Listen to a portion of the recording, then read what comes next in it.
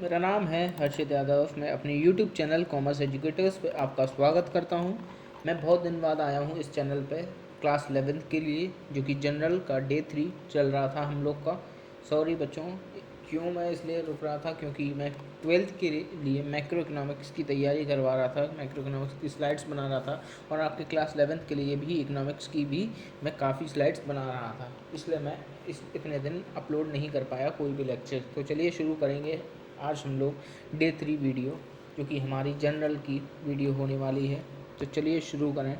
हमारा question number 7 आता है बेटा। क्वेश्चन नंबर 7 क्या कहता है कि sold goods to Shruti for rupees 80,000 at 15% trade discount and 4% cash discount, received 75% of the amount immediately through a cheque. इसका मतलब ये है कि श्रुति को माल बेचा गया 80,000 रुपये का 15% रेट डिस्काउंट में और 4% कैश डिस्काउंट पे, और 75% रिसीव हुआ चेक के द्वारा और 25% कैश के द्वारा।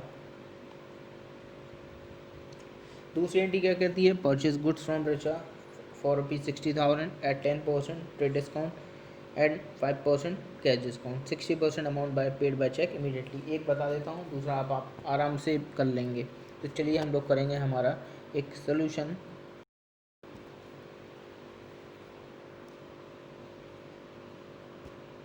मोबाइल से चलाता हूँ इसलिए बेटा थोड़ा दिक्कत है, समझने की कोशिश करें। तो चलिए बात करें कि श्रुति ने, पहले तो वर्किंग नोट बना लेते हैं कि 80,000 का माल बेचा, उसमें से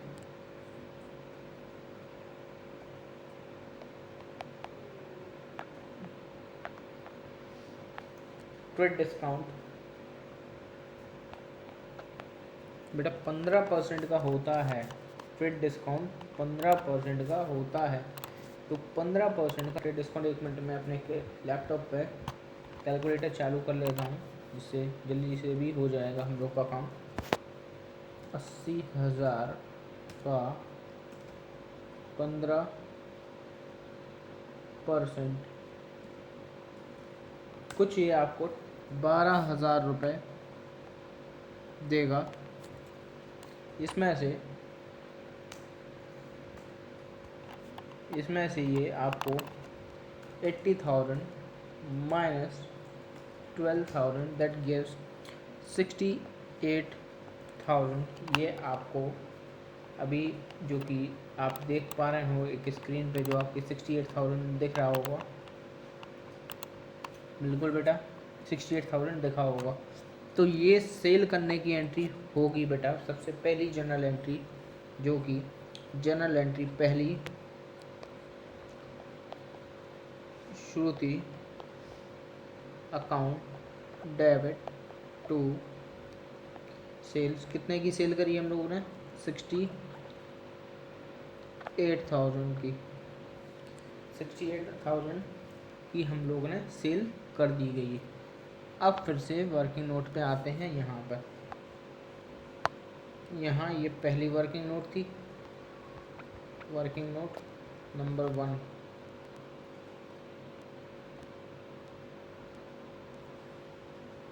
वर्किंग नोट नंबर 2। अब वहाँ पर हम लोग को अमाउंट, पहले तो आप लोग खुद देख लीजिए, बचा कितना था? 68,000। तो बेटा 68,000 में से आप लोग 5% का, सॉरी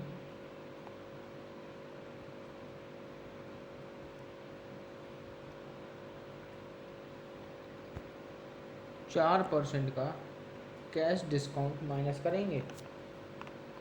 68,000 में से होगा, ना कि आप लोग 80,000 पे निकालेंगे। 68,000 इंटू 4% दैट गिव्स 2720, और ये कुछ आप माइनस करेंगे।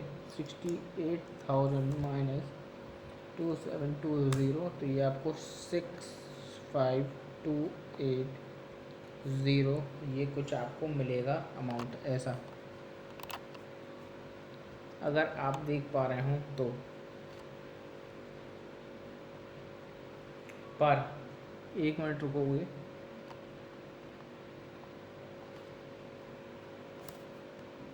अब बेटा एक तो था ये तरीका, पर ये बिल्कुल गलत होगा जो करने वाले होगे आप लोग भी, कि ये सर ये 68,000 पे करना है, पर ये 68,000 पे नहीं निकलेगा। ये डायरेक्टली बेटा आप लोग अपने किस पे निकालेंगे, आप लोग निकालेंगे 80,000 निकला था, -15% कितना है 68,000, और कैश डिस्काउंट हमारा कितना है। अब कैश डिस्काउंट कैसे मालूम पड़ेगा, हमको 4% का कैश डिस्काउंट दे रखा है। हेलो, हाँ बेटा ये था, ये भी कर सकते हैं, पर एक चीज़ देख लो आप लोग पहले, कि कर सकते हैं ऐसा नहीं कर सकते हैं, बिल्कुल करिए। ये देखो मैं फिर से पूरी कैलकुलेशन आपको करके दिखा देता हूँ। 80,000 की सेल करी, 12,000 का ट्रेड डिस्काउंट करा, दैट गिव 68,000।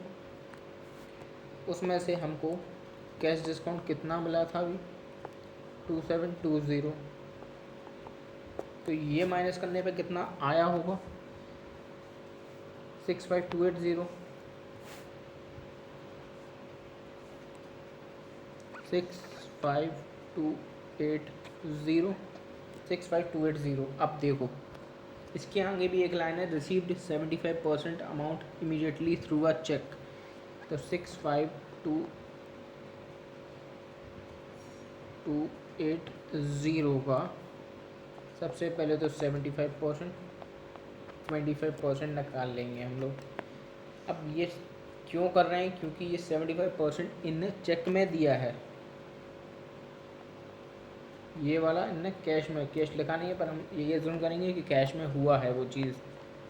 तो फिर से हम लोग, हमारा कैलकुलेटर कहाँ गया बाबा, कैलकुलेटर कहाँ गया भाई, अरे कैलकुलेटर ख्याल कहाँ भागत हो गए। 65,280 इंटू 75%, ये कुछ आपको 48,960 अमाउंट देगा। अभी सुनते जाइए पहले पूरी बात, और इसी में से आप माइनस भी कर सकते हैं या वैसे भी निकालना चाहें तो अभी आप निकाल सकते हैं। 65,280, तो ये आपको 16,320 रुपये ये होगा। तो चेक में इनने कितना पेमेंट करा है, 48,960। अब बात करेंगे डिस्काउंट की, ये जो हम लोगों ने कैश डिस्काउंट निकाला है। कैश डिस्काउंट कितना था बेटा, पहले तो देख लेंगे।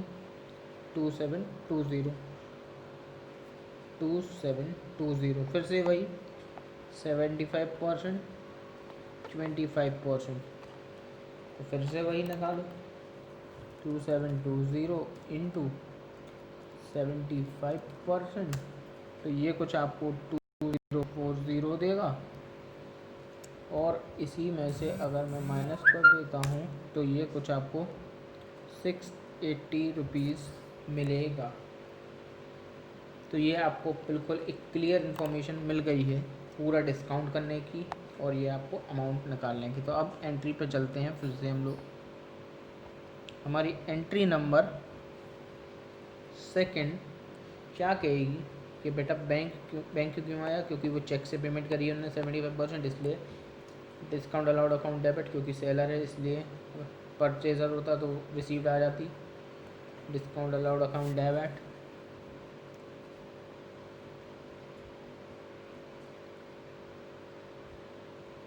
टू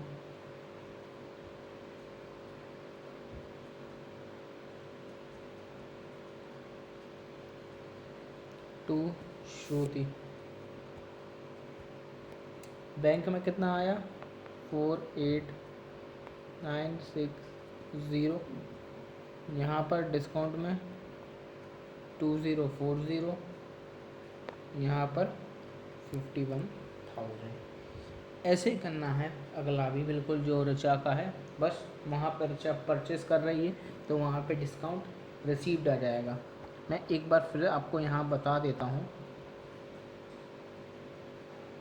कि जब भी बेटा सेल हुआ करे तो डिस्काउंट अलाउड ही ट्रीट किया जाएगा, और जब भी परचेज हुआ करे तो it will be considered as discount received, क्योंकि हम लोग गुड्स को खरीद रहे हैं। तो ये था क्वेश्चन नंबर 7। अब बात करेंगे बैंकिंग ट्रांजैक्शंस की बेटा। सबसे पहले तो बेटा बैंकिंग ट्रांजैक्शंस की मैंने एक आपको वो बताया था। बैंकिंग ट्रांजैक्शन देखता हूँ कहाँ लिखा है। चलो बैंकिंग ट्रांजैक्शंस तो मैं करा ही दे रहा हूँ।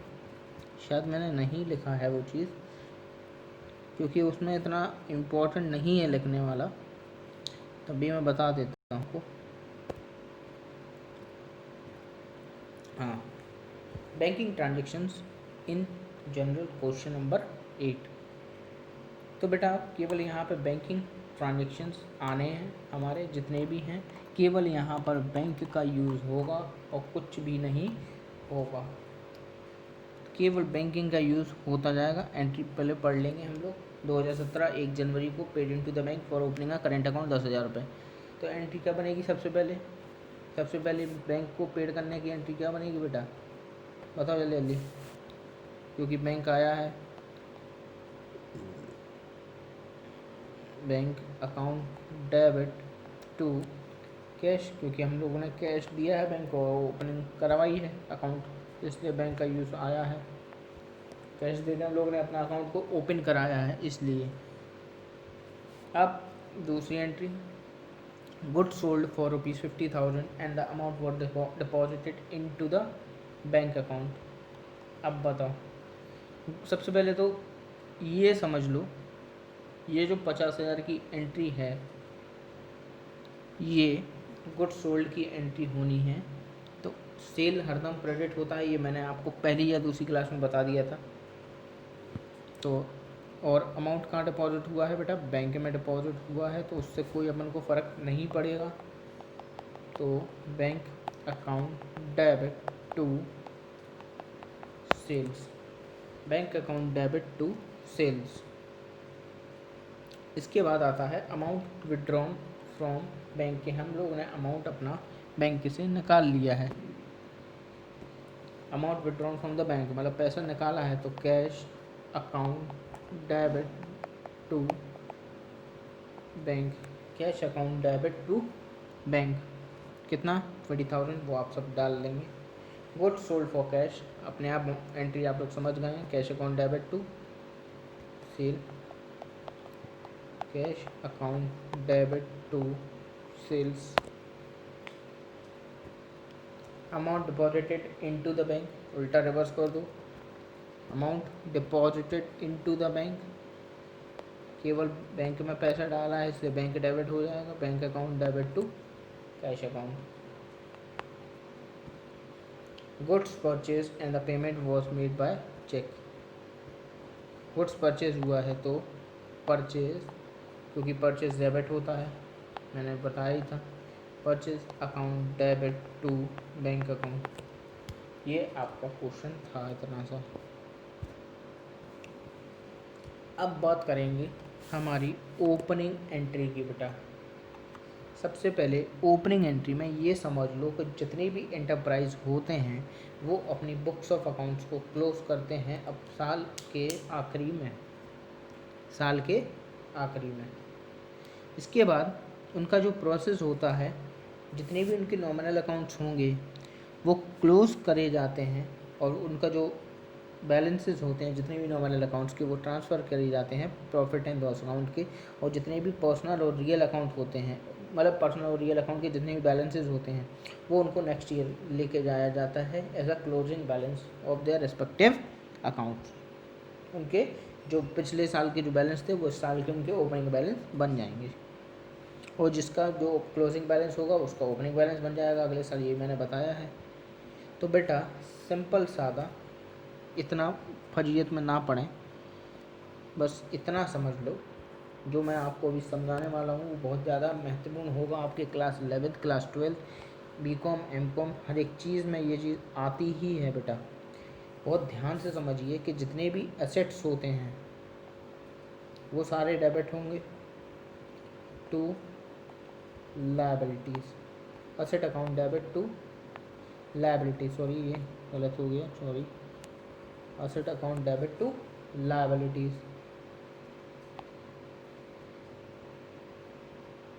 Asset account debit to liability. अब बात सुनो ध्यान से। अगर असेट साइड का टोटल ज़्यादा होता है, अगर असेट साइड का टोटल ज़्यादा होता है लायबिलिटी साइड से, तो कैपिटल रिजर्व मिलता है। अगर असेट साइड का टोटल ज़्यादा होता है लायबिलिटी साइड से तो मिलेगा कैपिटल रिजर्व। ये स्टार मान लेना यहाँ। और अगर लायबिलिटी साइड का टोटल ज़्यादा होता है असेट साइड से तो वो गुडविल माना जाएगा, तो वो गुडविल माना जाएगा। यहाँ पे लिख लो लायबिलिटी साइड का टोटल ज़्यादा है असेट साइड से। देखो जाओ, रुको रुको रुको, उछड़ू उछड़ू हो रहा सब।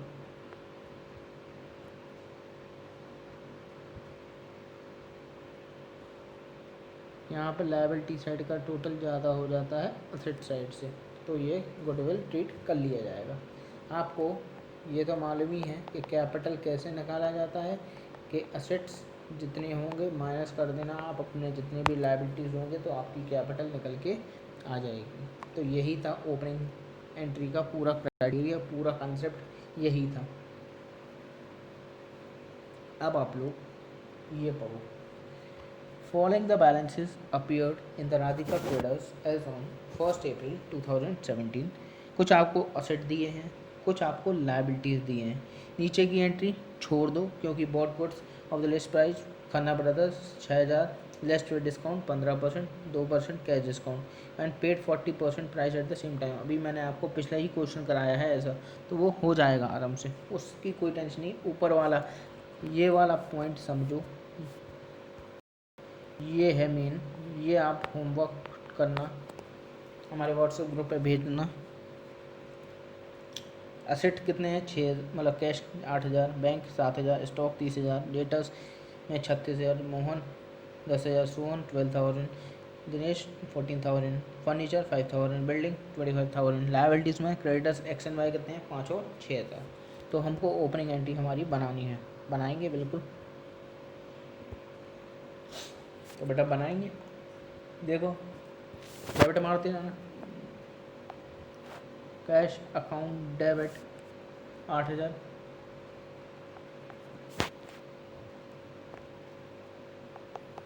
Bank account debit 7000, stock account debit 30000, Mohan account debit 10000, Sohan account debit 12000, Dinesh account debit 14000,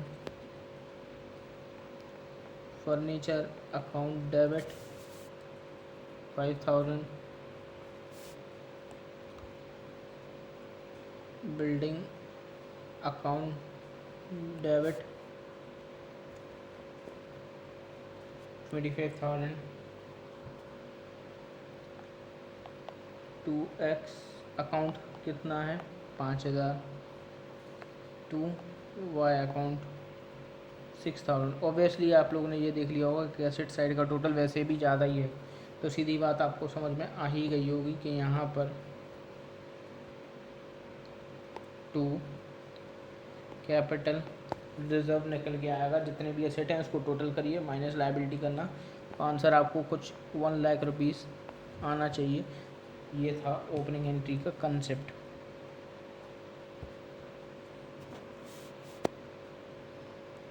अब ये वाला होमवर्क हो गया, ठीक है। अगला क्वेश्चन आप लोग देखिए, received a draft from Mohan in full settlement. जहाँ भी बेटा फुल सेटलमेंट आ जाए, याद रखिए, जहाँ भी फुल सेटलमेंट आ जाए समझ जाना, या तो डिस्काउंट अलाउड आएगा या डिस्काउंट रिसीव्ड आएगा। जहाँ भी फुल सेटलमेंट हो समझ जाना वहाँ पर डिस्काउंट अलाउड आएगा, नहीं तो डिस्काउंट रिसीव्ड आएगा, ये समझ जाइए। अब भाई मोहन का कितना बैलेंस था 10,000, 10,000 में से 9,750 गया है, तो डिस्काउंट अलाउड कितना हुआ बेटा 25, क्योंकि मोहन डेटर्स है 10,000, इसका मतलब डिस्काउंट अलाउड हुआ है कि नहीं हुआ है, बिल्कुल हुआ है 250 रुपये का। तो bank account debit, discount allowed account debit to Mohan. Discount allowed में 250, बैंक में 9750, मोहन में 10,000। Paid income tax by cheque, बताएं income tax paid by check.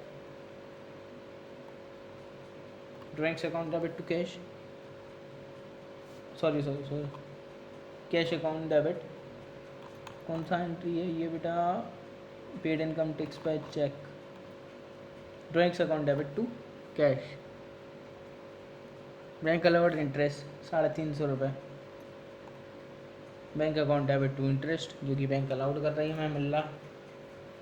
Paid for rent by cheque, तो बैंक और paid for travelling expense by cheque, ये भी वही है। Rent account debit, travelling expenses account debit to bank. सीधी बात बेटा, कुछ नहीं है। जितने भी ये सारे जितने भी आप एक्सपेंस देख रहे हैं ये सारे नॉमिनल खर्चे हैं कि नहीं। नॉमिनल अकाउंट्स का रूल क्या था, debit all expenses credit all incomes. Debit मैंने एक्सपेंस किया, कुछ था नहीं तो टू बैंक कर दिया, क्योंकि चेक से पेमेंट हुई थी। बात है ये वाला बेटा, ये जो स्पेसिफिक ट्रांजेक्शन आज मैं पढ़ाने वाला हूँ ये काफ़ी इम्पोर्टेंट है अभी के लिए, ये बात के लिए भी है काफ़ी। It covers almost 5 to 8 marks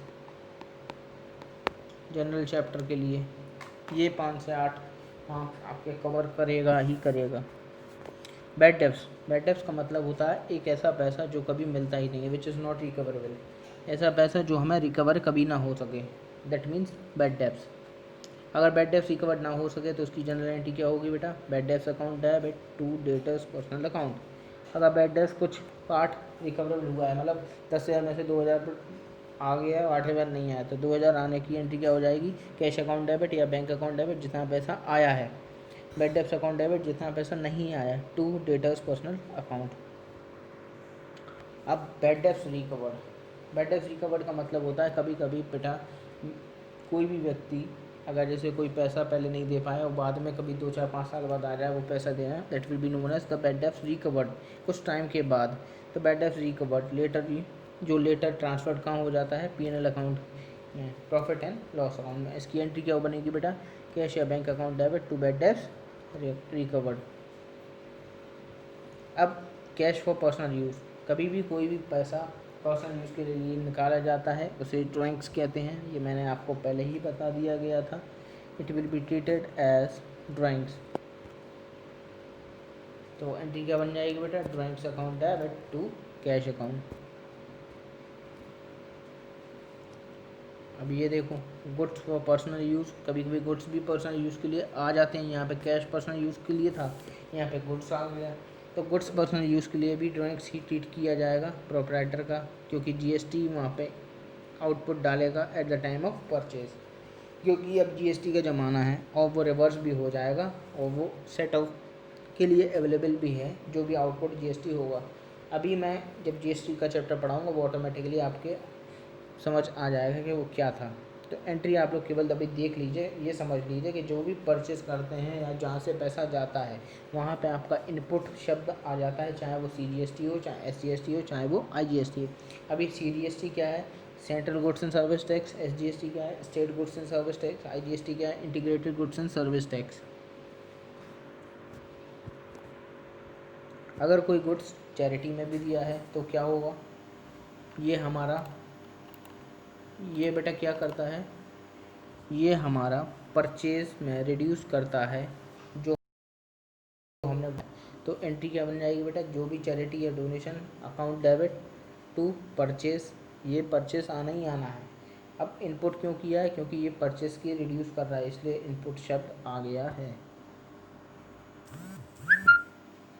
अब कभी कभी गुड्स फ्री सैंपल के लिए भी दिया जाता है, जिससे कोई सेल्स को इनक्रेजमेंट करना होगा, पर वो एक्चुअल सेल नहीं मानी जाती है। एक तरीके से ये डेबिट कर दिया जाता है हमारे एडवर्टाइजमेंट अकाउंट के अंदर, क्योंकि ये जो डिस्ट्रीब्यूशन है ये हमारे गुड्स के स्टॉक को रिड्यूस कर देता है और वो हमारी परचेस को भी रिड्यूस कर देता है। तो एंट्री क्या बनेगी बेटा? Advertisement account debit, advertisement account debit to purchase account to.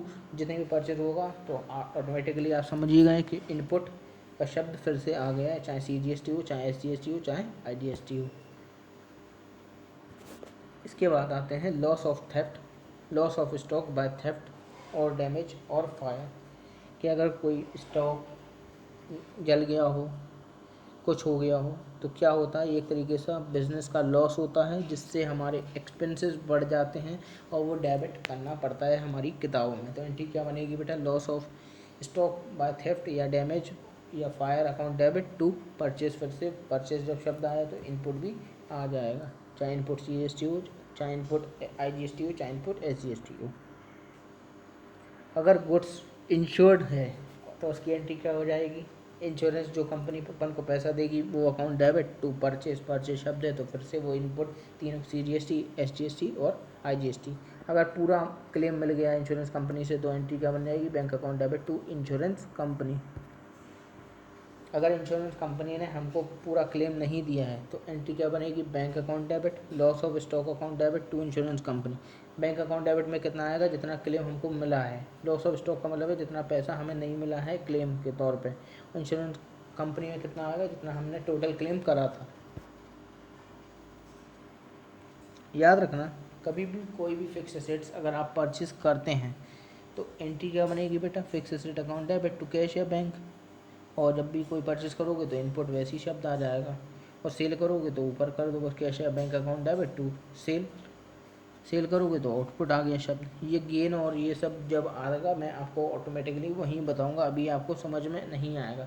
बस इतना समझ लो कि जब भी लॉस हो कोई भी फिक्स एसेट्स को बेचने में, तो लॉस कैसे निकाला जाता है? जो भी उसकी बुक वैल्यू होगी माइनस सेल वैल्यू, तो वो लॉस किया जाएगा। गेन कैसे लिखा जाएगा?